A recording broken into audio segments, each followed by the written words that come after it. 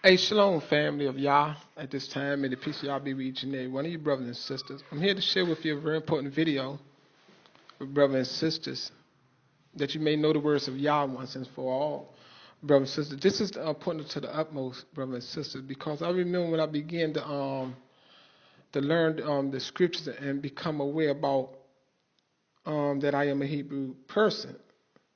I am of the Hebrew nation. Our brothers and sisters, and I found out about the curses and how our people was enslaved. And I remember, and I was reading the information from Israelite Heritage. I say them because this is the fact. I'm telling you, this how I began to get this this knowledge of the things and of the words of Yah and about how our ancestors was taken away as slaves. And then when I began to read the scripture, I learned about all the other different times the Hebrews been enslaved. Yes, I knew about the enslavement of Egypt. They was enslaved in Egypt for a period of time. Yes, and you come aware of the prophecy in Genesis chapter 15 that Abiyah told unto Abram at that time before he changed the name to Abraham. That's what I'm going to cover because it's very important because it mentioned a 400-year time period. And it states it twice. But also it mentioned the Amorite nation. It's very significant in this prophecy. Because Abiyah made a promise that he would judge the Amorites. He said they would not be ready to be punished until the 400-year generation be complete, until they return in the fourth generation. So very important, brothers and sisters. So this prophecy has something to do with the children of Israel, Yah, and also the Amorites. I heard many claims about the Amorites, and people come time period and saying when the 400 years is up. And like that prophecy has not came to pass. But I'm here to tell you today, the information I'm going to share with you, 100% the prophecy has already been fulfilled. This enslavement we are in had nothing to do with the 400 years of enslavement back then. I know people come up with their different time frames and calculations, but they all wrong. They still say the prophecy had not been fulfilled. Just like many people are wrong about saying that there is a Messiah that came 2,000 years ago, which is falsehood, and claim that the New Testament is not false. So I'm here to show you once again, brother and sister, the words of Yah, that we must trust Abiyah only, brothers and sisters, and rely on his every word, because within his own words, they show you and make it so plain to who is the Amorites. The Amorites is not the Canaanites or the Girgasites or the Hivites or any other nation, but the Amorites. The Amorites is not America.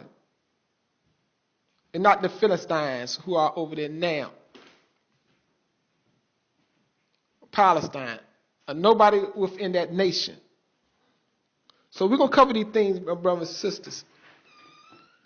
I'm going to start off right here. I'm going to read it from 3 different translations at this time. Because all of your translators might read it a little different, so one of these translators might fit your translation so you can understand these prophecies. Must read this whole prophecy right here in detail and see the fulfillment of this prophecy. It's very important, brother and sisters. Even without knowing the time frame of the enslavement period, you still will see the fulfillment of the prophecy.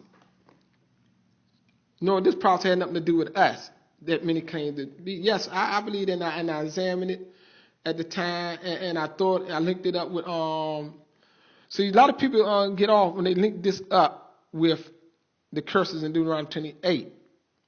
But the curses in Deuteronomy 28 had to do with any time the Hebrews being enslaved. The curses would come upon them. Anytime Abiyah took them from out of their land, that was part of Deuteronomy 28. Brothers and sisters, you got to understand these things and know the things. But I'm not concentrating on that at this moment, but we're going to concentrate and go over this prophecy that is very important that you may understand and know who the Amorites are and the time of their punishment came. So let's read it. It say, Yah told Abram, your descendants will be oppressed. I'm reading this first one right here, the Living Bible, paraphrase translation. It reads this, and Yah told Abram, your descendants will be oppressed as slaves in a foreign land for 400 years. But I will punish the nation that enslaved them, and at that end they will come away with great wealth. He said, but you will die in peace, and at a right old age. Then it said, after 4 generations, see, it's repeating, after 4 generations, they will return here. So one thing you got to keep in mind, we are in America, but the whole seed of Abraham is not in America. Yada came, the other tribes were scattered throughout other regions of the world. So keep that in mind. But anyway, right here it says 4 generations, they will return here to this land. Showing, he said, to this land, because Abraham was in that land at that time. And he was a foreigner in that land. You got to keep that in mind as well. Because the land was not given into their hands at that time. So all the things got to be on your mind dealing with this prophecy. It's a 4 generations, they will return here to this land. For the wickedness of the Amorites nation living here now, see, when Abraham prophet was given to Abraham, Abraham was in that land, the Amorites was in that land, and they were doing wickedness, sin to the max. But it didn't reach to that point where Abraham was going to punish them yet. But he said when that time comes, in the 4th generation, when they return, that time will be. Let's read it.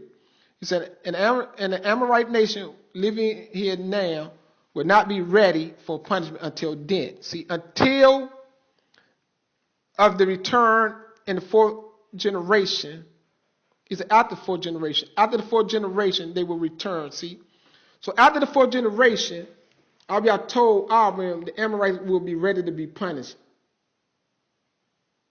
Will not be ready to be punished until then. So, tell it. When that time period, see, the Amorite had a time period for the accomplishment of their sins. Abraham set, and also the time that Abraham's seed was going to be released. You see, all of this came to pass, brothers and sisters. Anybody speaking against Abraham's words, saying Abraham lying. Because one thing in America, the Hebrews been in America, the whole continent of America, for over 400 years. Now it's been over 5 generations, over 500 years. You got to know that. The first enslavement of the Hebrew people started in the southern part, not in the southern, well, you can say the United States, but in the southern part of America. Because we're looking at the whole continent.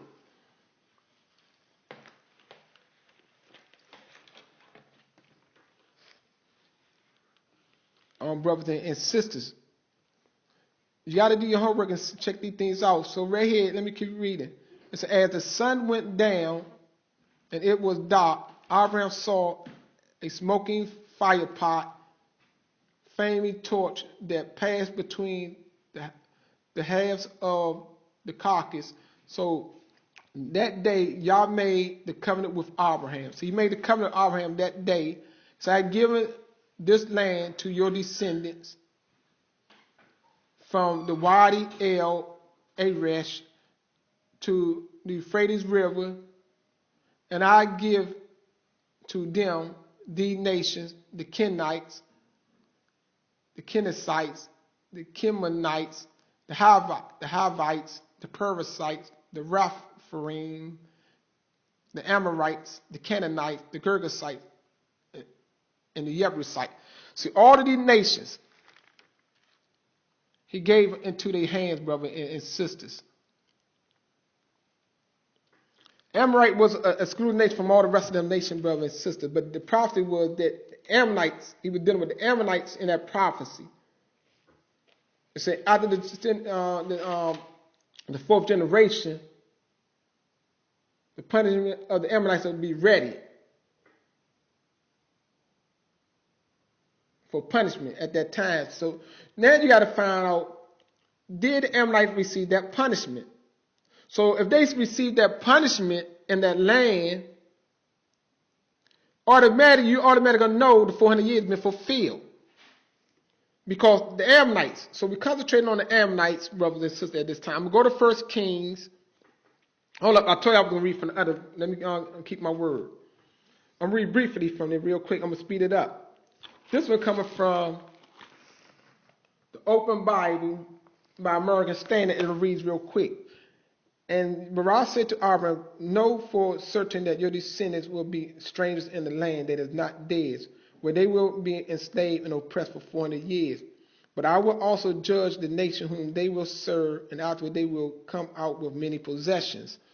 And as for you, you shall go to your fathers in peace, and you shall be buried at a ripe old age. And then in the 4th generation they shall return here, for the iniquities of the Amorites is not yet complete. You see that? So let me go down to the next right here. This one is called the New American Bible, and it reads: Then Yah said to Abram, know for certain that your descendants shall be aliens in a land not their own, where they shall be enslaved and oppressed for 400 years. But I will bring judgment on the nation that they must serve, and in the end they shall depart with great wealth. This is not talking about the end of the age. It's talking about the end of that time period of the enslavement. So don't let nobody trick you on that, because they're trying to say it's talking about the end of age. So no, it's talking about the end of that time period. So let me keep reading. It said, but I will bring judgment on the nation you must serve, and in the end they will depart with great wealth. See, or they serve to, at the end of their servitude, they're going to part away with great wealth. It said, you, however, shall join your forefathers in peace, and you shall be buried in a content old age in the 4th time span. The others shall come back here, and the wickedness of the Amorites will not have reached its full measurement until then. You see that? So keep that in mind. With that, I'm going to go to 1 Kings 21, 25, 26. Because Abiah promised in that land, he made a covenant with Abraham at that time in the land of Canaan, what they call it. In the land of Canaan, he made that proclamation to that covenant with him, that agreement. So keep these things in mind. Majority of people know that as a fact. And majority of people can agree to that point. We must trust Abiyah, brothers and sisters. So people try to figure out times and come up with the wrong times. Regardless of what time, you're still going to be wrong once you hear this video. It's at 1 Kings chapter 21, 25, 26 reads. Let me get my place. It said, no one else was so complete sold out to the devil as Ahab. For his wife, I'm reading this from the Living Bible again. It said, for his wife Jezebel encouraged him to do every sort of evil. He was especially guilty because he worshipped idols, just as the Amorites did. So keep that in mind. See, the Amorites did these things as well, so greatly. And then the people whom Yah had chased out of the land to make room for the people of Yezreel Yah. You see that? Abiyah, this was the punishment. Well, I'm not complete yet. It was the statement. It is stated what Abiyah did to the Amorites, because now they was already in the land. When you see the books of Kings, they already took the land. They were just going over the account how the Amorites got put out of the land. See, so showing that been fulfilled, and it was fulfilled by no other than Israel Yah themselves. And you're going to see the who that led them to defeat the Amorites, the punishment. See, I'll say When your 400 years be over, when it was finally over, it was over Egypt. Remember, they plundered the Egyptians and asked for silver and gold, and they gave them silver and gold, and they went away with great wealth. See, all of this was fulfilled. I didn't know that. That's what all the videos, I got to go back and delete. The 400 years and all that. All of that is over. Okay, how you try to calculate the time frame, but the time frame fit our time frame in the calculation. He did it. It fulfilled. And you're going to see that. Because the prophecy of the 400 years included the Amorites. It said at the end of the 4th generation, then Amorites will be ready for punishment. Right here, it just gave you a small bit to show you the Amorites were put out of the land. It was ready for the Amorites. There's only one Amorites. So let me get there, and don't let nobody ever deceive you, brothers. And we'll go back to Deuteronomy chapter 7, verse 1 to 2. So we're going to go through these things right here. Chapter 7 of Deuteronomy, verse 1 to 2 reads, when Yah bring you into the promised land, as soon as he soon will, he will destroy the following 7 nations, all greater and mightier than you are: the Hivites, the Girgashites, the Amorites, the Canaanites, the Perizzites, the Hivites, and the Jebusites. So keep that in mind. 2, verse 2. When Yah your Barah delivered them over to you to be destroyed, do a complete job of it. Don't make any treaties or show them mercy. Utterly wipe them out. Keep that in mind. Now I'm going to go to Yahshua. Yahshua, the one that led them into victory. Some people call his name Yahushua, but Yahshua, the one led them into victory. Chapter 10, 1 Kings. No, excuse me. I'm looking at 1 Kings. My fault. Excuse me. Not 1 Kings. I'm going to Joshua. In the book of Joshua. But his real name is Yahshua. Chapter 10, verse 6 to 12. So give me a moment. Let me get there, brothers and sisters. Let me get 10. 6 to 12 reads, the men of Gibeon hurriedly sent message to Yahshua of Gilgal, come and help your servants. They demanded, come quickly and save us. See, they were looking at him as a savior. He was sort of like a Messiah. He was a Messiah because he was anointed of Yah. Yah anointed him, appointed him for the position. See, even this was the one that pretended and they used his name and him as Messiah in the New Testament. They brought up because he was a Messiah. He was a leader. And he conquered their enemies, and they depended on him. And you can see it right here. He said, come quickly and save us. For all the kings of the Amorites who live in the hill are here with their armies. See? You see that? All the kings of the Amorites. Now you don't have some of the kings. Now you got the whole nation of the Amorite kings who live and the hills are here with their armies.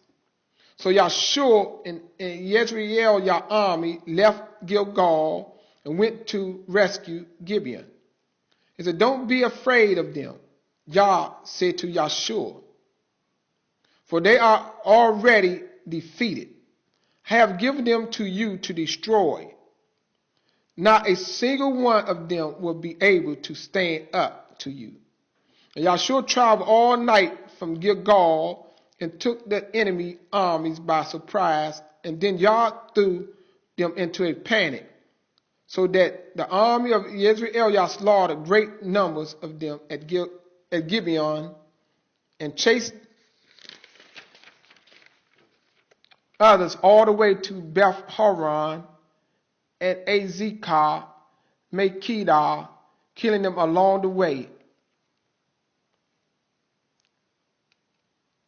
And as the enemy was racing down the hills of Beth Horon, Yah destroyed them with great hailstones. See how Yah even stepped in this. Not just that, continue all the way to Azekah. In fact, more men died from the hail than the swords of Yezreel Yah. And as the men of Yezreel Yah were pursuing and harassing the foe, Yahshua prayed aloud, "Let the sun stand still over Gibeon, and let the moon stand in its place over the valley of Ashkelon." Or Yalan. And the sun and the moon didn't move until Israel, Yah army, had finished destruction of its enemies. And this described in great detail in the book of Yashar. So the sun stopped in the heavens and stayed dead for almost 24 hours. And there had never been such a day before, and there has never been another since, when Yah stopped the sun and the moon, all because of the prayers of one man. But Yah was fighting for Israel Yah after Yahshua and Israel Yah army returned to Gilgal. You see what took place? Yah said and that was the punishment right there, brothers and sisters, of the Amorites. Let me read it yet a little bit more. Chapter 11, verse 23 reads, "So Yahshua took the entire land just as Yah has instructed Moshe, and he gave it to the people of Yezreel Yah as their inheritance, and divided the land among the tribes. So the land finally rested from its wars." You see that, brothers and sisters? So they defeated the Amorites. The punishment came down on the Amorites, showing 100% that prophecy been fulfilled, just like Abiyah said, brother and sister. And they took the whole land. That's how we got that land. This time of exile, remember when Yada, first the northern nation of Israel, Yah got put out, and they've been out of the land for 2,700 years. Then Yada been put out and been out of the land around now 2,500 years. Abiyah never set no certain date. He just said many days they're going to be without a king. He especially said that to the northern nation. And plus Yada. He said many days we're going to be without a king. That's why we don't have no Messiah. He never put a time. Then Abiyah said until the time when he wake us up, when you see that on the Can Dry Bones Live. And we got, and this other prophets tell how we must turn to Yah and admit that he sent us away to be punished. We got to accept our punishment. We got to confess our sins, and then we got to obey him and return in the wilderness for judgment. So the 1619 had nothing to do with it. I know Israel heard say that 1619 and 2019 going to be 40 years. They got nothing, their prophecy been fulfilled. I just show you that right through the words of Yah. That's the only time and the last time the Amorites existed. It will never be no more Amorites. It will never be no more completion of the Amorites because the whole prophecy has been fulfilled. Brothers and sisters, already. When they came out of Egypt after the fourth generation, and when they went into that land and defeated the Amorites with the aid of Yah, the hailstones came down and destroyed more of the Amorites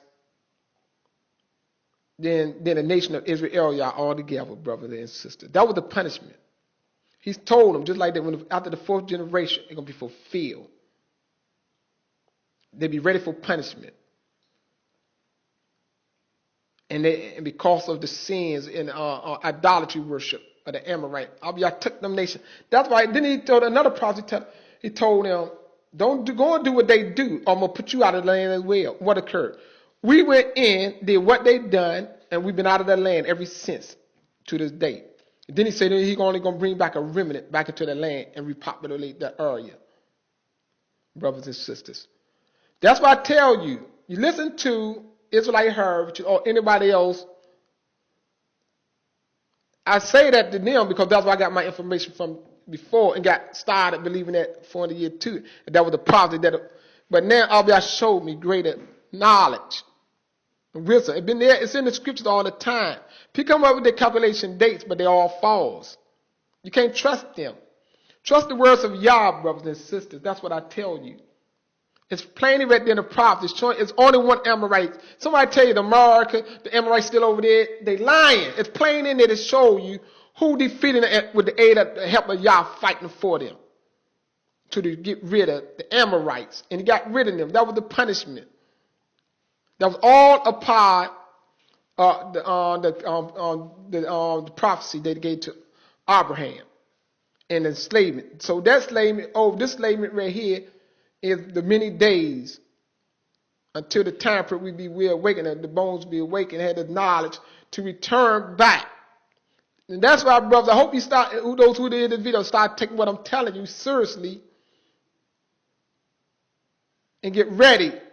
Because if you listen to anybody and you love anybody more than Yah,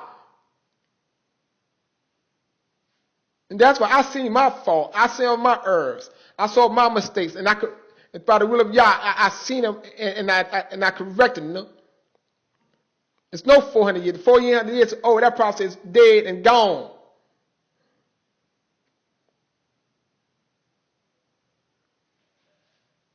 So we have no 400 years to wait for. Our ancestors been fulfilled that prophecy of Abraham. That prophecy of Abraham is complete. We are in the other enslavement. We are at the last enslavement of the Hebrew people, brothers and sisters. So we never wouldn't been given to that. We're going to go away with great wealth. So all of that is squashed. One thing I don't, all y'all said, when we get back home, the nation's going to bring us wealth. So we don't have to leave with great wealth and all these things, need all these things to go home, brothers and sisters.